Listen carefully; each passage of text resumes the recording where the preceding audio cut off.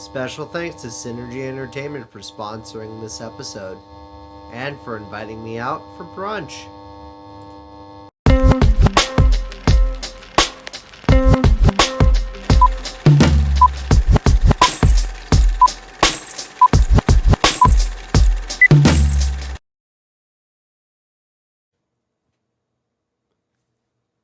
Double, double, toil and trouble. Fire burn and cauldron bubble. A wickedly good sequel based on a prequel. But is it good or purely evil? That's what we're here to find out today. Welcome. So, I got to go see Wicked for Good, which is the part 2 of a prequel film that is based on a Broadway musical that is based on the original Wizard of Oz film. If I got that done correctly in reverse order. So,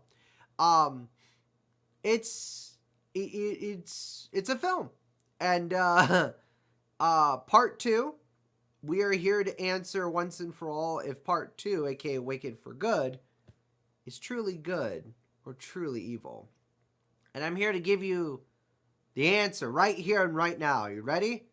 Drum roll, please.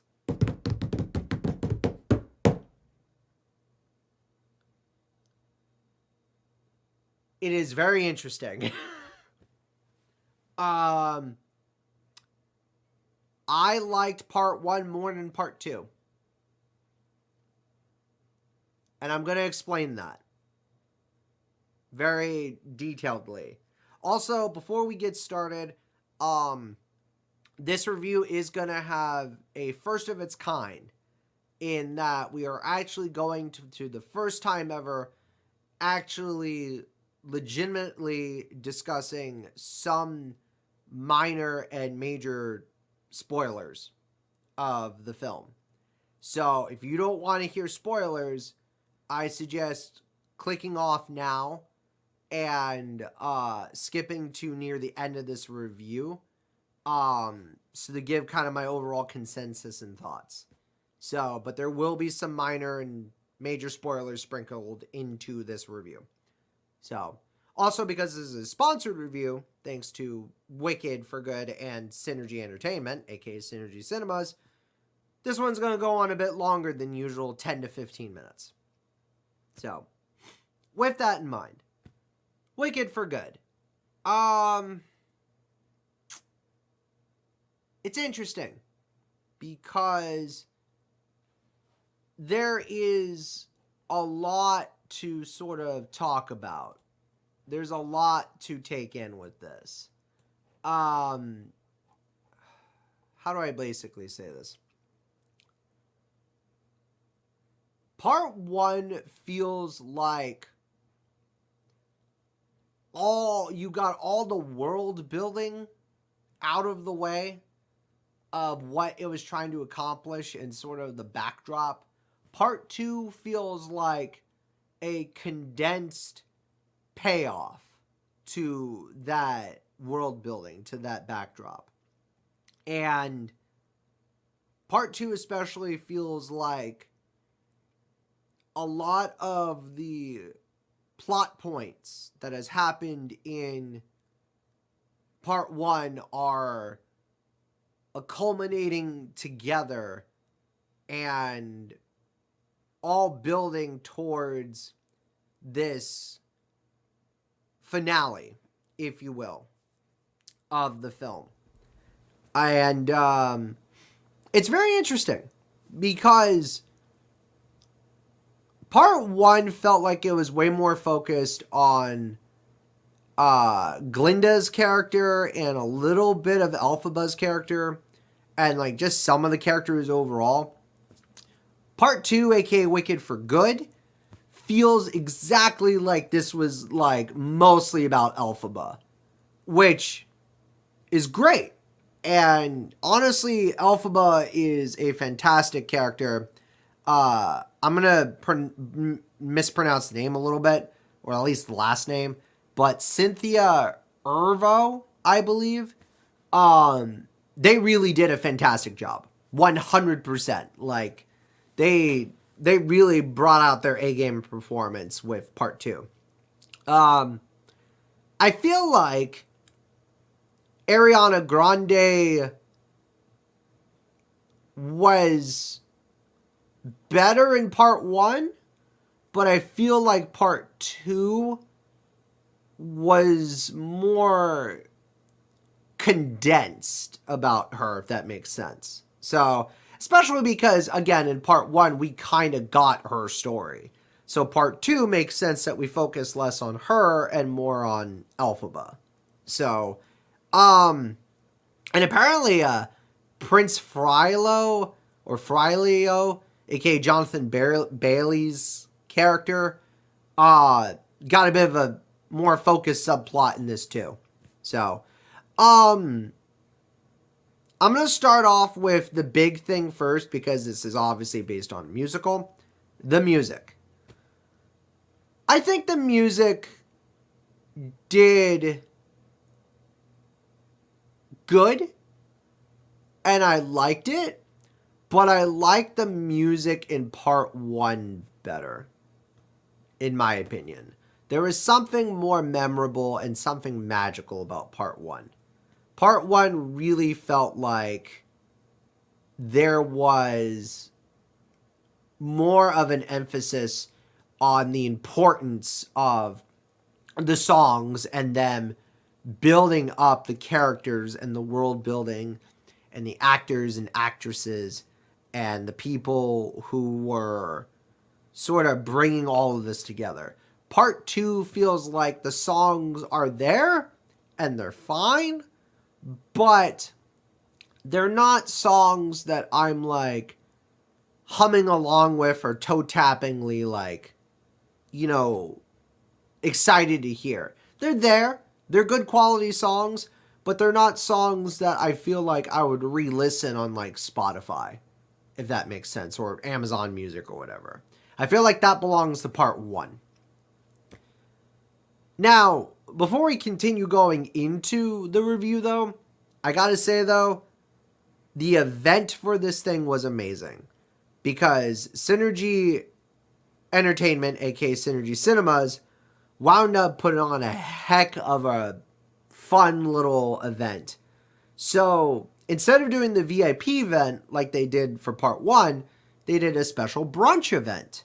And as you're about to see here with some of the photos, you know, I got to snap some photos for the thumbnail and for the socials. I got to, you know, take some photos with the banner. They had some balloons set up for people to take photos with. They had their own version of a yellow brick road, which was pretty cool. And on top of that, they also had and catered brunch for everybody.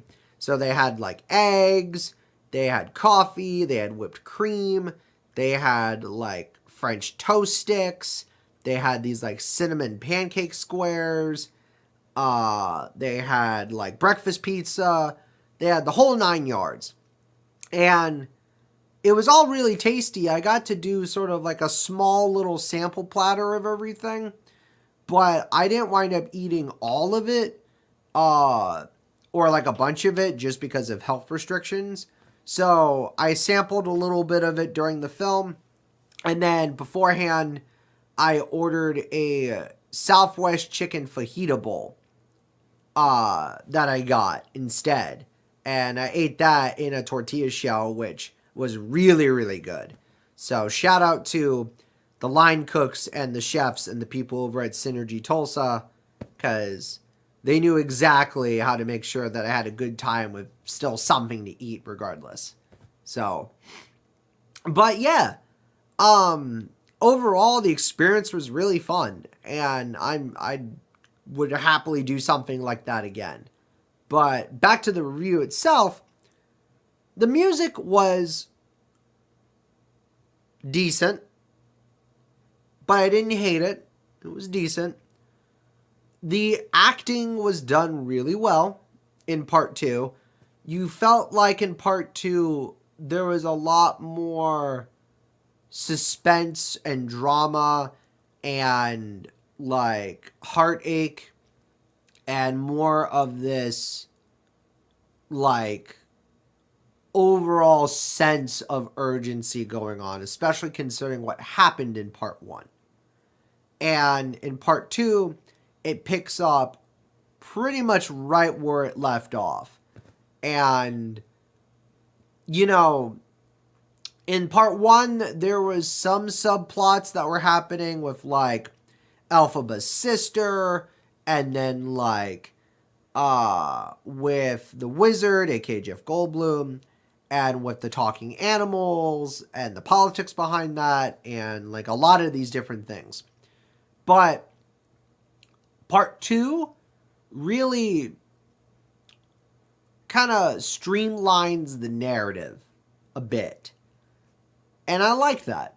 And what I mean by streamline is like, it doesn't focus on a lot of subplots in part two. It focuses on like the main story being Elphaba, and the main story being her and her, you know, getting to Jeff Goldblum's character, the wizard, and like really just taking down the wizard, taking, you know, and changing Oz, revealing the truth, all that stuff. And Ariana Grande realizing that, you know, all this wealth and popularity and protection and, you know, all these things isn't as all cracked up to be as well, too. So, and it's very interesting because we do focus a little bit on Elphaba's sister, I believe, just like we kind of did in part one, but not as much. Mostly with her relationship with what was it? Ethan Slater's character, I believe. Bog. I can't pronounce his name, but you know, there was that, and then again, Elphaba's relationship with the talking animals, which, and the politics behind that. A lot of this was more condensed because they knew that this film really needed to focus more on the big finale to all this. So now, what is interesting, and this is a minor spoiler, is while all this is happening, the original Wizard of Oz plot with like Dorothy and Kansas and the Red Shoes and all that, that is happening in the background of this film in like real time. So it's interesting because part two sort of showcases that all this stuff with Elphaba and Glinda and the wizard and Prince Fryo and all these other characters are all happening while Dorothy follows the yellow brick road and meets like the Scarecrow and the Tin Man and Lion, which you also find out the origins of these characters and what happened to them and why they're going to go see the wizard as well too. So it's not just Elphaba after the wizard, but at the same time, you understand a bit more context as to why Dorothy is also seeing the wizard with these three other people as well too, and creatures. So I like that everything sort of clicks into place very well. I like the way the narrative and the overall focus on the narrative is done in part two. So that gives me quite a few bonus points, in fact, because I'm more of a story guy. I don't know if you guys have noticed in Movie Time with Crash by now, but to me, I don't necessarily care about the actors and actresses and, you know, their celebrity stats and who they are and what they've done. I care about the performance. I've made this joke for years off camera, and I'm going to finally make it on here as well, too. You could have a film with Dr. Phil and Oprah Winfrey as a buddy cop duo taking down crime. And I would go watch it if the script and the acting and the filming and everything else was perfect about it. And if they acted well, then great. And if they didn't, then that's on them. But if the script is done fine and everything else is fine about it, then I would still probably like the dang film. So, but yeah, this film is rather interesting to say the least. Because part 2 also really sort of culminates everything together into this sort of like epic finale, because you know what the ending is going to be, at least you think at first, right? Obviously, if you watched The Wizard of Oz, which is a very old film at this point, in fact, if I were to even pull up, right, The Wizard of Oz film. Yeah, came out in 1939. This film is old. Very old. So obviously, not really a spoiler in this day and age. If you haven't seen The Wizard of Oz, that's on you at this point. But obviously you know that, Dorothy defeats the Wicked Witch of the West, aka Elphaba. And obviously you know that her weakness is water, and so forth.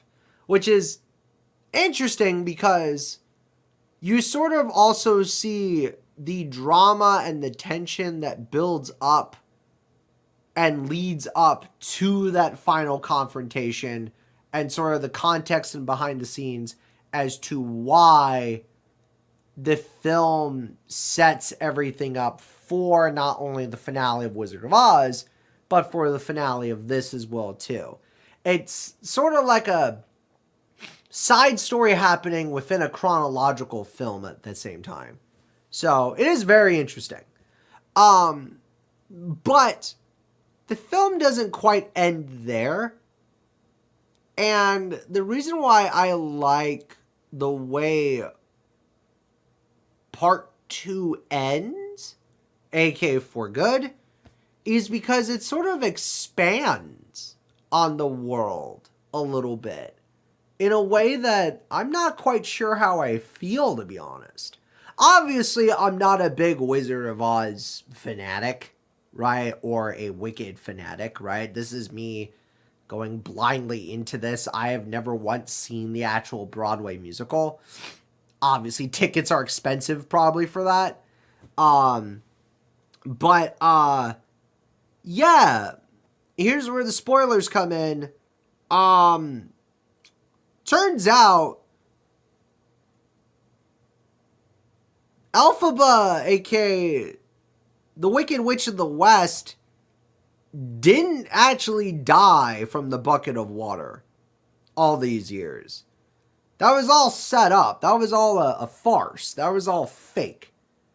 And turns out her and Mr. Hunky himself, Jonathan Bailey's character, Prince Philo, he winds up, her and Elphaba wind up going to some, I don't know how else to describe it, some desert, sandy, wasteland, Mad Max looking place that exists outside of Oz to go and explore the world as travelers on their own. They basically just abandoned town, is the whole point. and realize there's more to this world than, you know, yellow brick roads and flying bubbles and talking animals and stuff. And so, you know, Ariana Grande's character, Glinda, it cuts back to the very beginning of part one with her answering the question to the crowd, didn't you used to be friends with her and all this stuff and yada yada, and sort of continues, I guess, the universe in its own way. And while it is a cool ending, right, and it is a very interesting ending, it's not something that I'm not sure, like, fully clicks for me, if that makes sense. Because now I want to know what happens to Elphaba and the prince after they just up and leave Oz. What happens to Glinda after she knows that Elphaba's dead, right? Elphaba obviously knows the real truth. Glinda still believes to this day that Elphaba's gone. So, story-wise, it's a good movie, and I like the way the story is structured in part 2 more than part 1, but the music in part 1 is better than the music in part 2. And that's where I feel kind of conflicted, because part 1 is really good. Part 2, as a film, is really good. But part 2 as a musical was just decent. It was all right. But part 1, in terms of its as just a film with its story, world building and stuff, was also just all right and just okay. So that's what makes this weird. 2 parts of a whole, right? And part 1 on this side has great musical score, but the world building is kind of all over the place. But part 2 over here has all right music, but great world building. It's so interesting how both parts work in tangent with each other, in a sense. And I liked part 1 and part 2. But here's my problem, and this is where technicalities come in. I have to judge this film not as just a film, but as a musical. Therefore, part 1 as a musical does a better job than part 2. But if I'm judging this as a film, then part 2 does better than part 1. Both parts have great acting in them. I mean, both parts don't have a lot of forced comedy, and the few jokes and stuff that you get in there with the dialogue are either at least a little chuckle worthy or like, oh, okay, haha, kind of thing, or decent. And both parts had amazing experiences thanks to Synergy Entertainment. So, with part 1 obviously being the VIP event, which I still have the hat from, and part 2 being the brunch event. So, what's easier to say then? Should I just say that I like one part over the other? would it be easier for me to just say I liked part 1 more than part 2? Should I say I liked part 2 more than part 1? Well, at the very beginning of this review, I did say I liked part 1 more than part 2, but that was because I see it as a musical, not as just a film. So, between all the great acting, because the cast does a fantastic job, the world building is great, the story sucks you right in. I like the way the story unfolds more in part 2.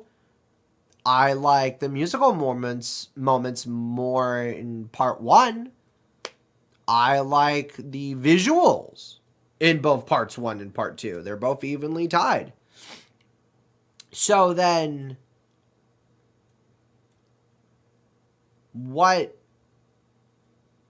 do I do?